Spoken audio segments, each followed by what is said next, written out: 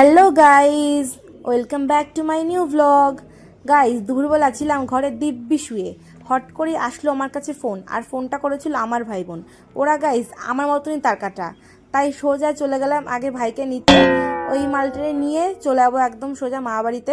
আমরা দুই পাগলে যাচ্ছি এখন, চাইনা কোন জায়গা যাবো। আমাদের গাড়ি উঠলো ভাই কত। তারপরেই চলে আসলাম সোজা এটিএম এর কাজটা সেরে নিয়েই চলে গেলাম সোজা বাড়িতে।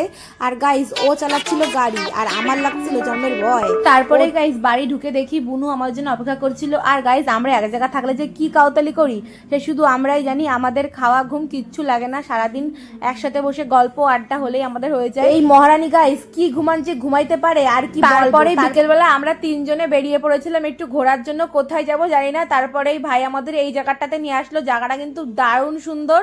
এইটা হলো গিয়ে সংহতির ওই দিকটাতে। আর গাইজ, আমি এখানে গান গাচ্ছিলাম, কি গান গাচ্ছিলাম কিচ্ছু মনে নেই।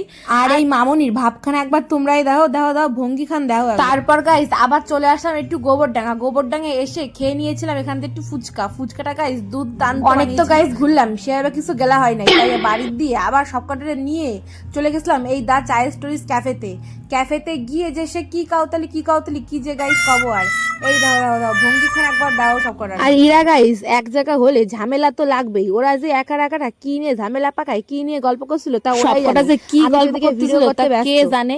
হা করে তাকাইছিল ওর মোহের দিকে। আর এইখানে তোমরা এই দেখো ও চা খার ভঙ্গি খান একবার তোমরাই দাও। মানুষ এমবাই চা খায় আমি জীবনে দেই নাই।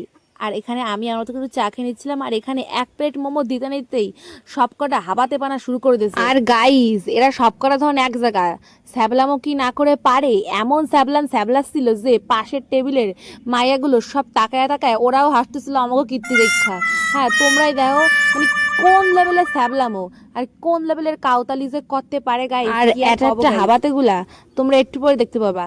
এই দেখো, এঠো বাটির থেকেও মানে ওরা খাওয়া ছাড়বে না, মানে কোন লেভেলের হাবাতে যে কি বলবো। আর গাইজ, আর এখানে কাড়াকাড়ি শুরু হয়ে গেছে। আর খাওয়ার পরে ওরা যে প্লেট নিয়ে যে কি কাউকে শুরু করেছে, মানে আওয়াজ করতেছিল এমন ভাবে সব লোকগুলো তাকাইছিল। একে খাইয়ে মোটে হয় না, এ ওর প্লেটে নিয়ে খায়, ও ওর প্লেটে নিয়ে খায়। আর এইখানে এই বেচারা মাইয়াখানা তো আমার দিকে ঘুরে খাচ্ছিল যে ও এতই ভয় পেয়ে গেছিল যে আরো গাইজ অর্ডার করেছিলাম খাওয়ান দাওয়ান, কিন্তু খাওয়া সোটে লোভ সামলাতে না পেরে ভিডিও করতেই মনে নেই আমার। তারপরে আবার কি সব খাওয়া দাওয়া শেষ করে চলে আসলাম বাইরে ফটো তোলার জন্য। এরা সব আমাকে বলছিল ফটো তোলার জন্য। তারপরে গাইজ ফটো তোলা শেষ করার পরে আবার চলে আসলাম আমরা ছ্যাবলাতে বাড়ি। তো আজকের ভিডিওটা এই পর্যন্ত। ভালো লাগলে লাইক কমেন্ট শেয়ার।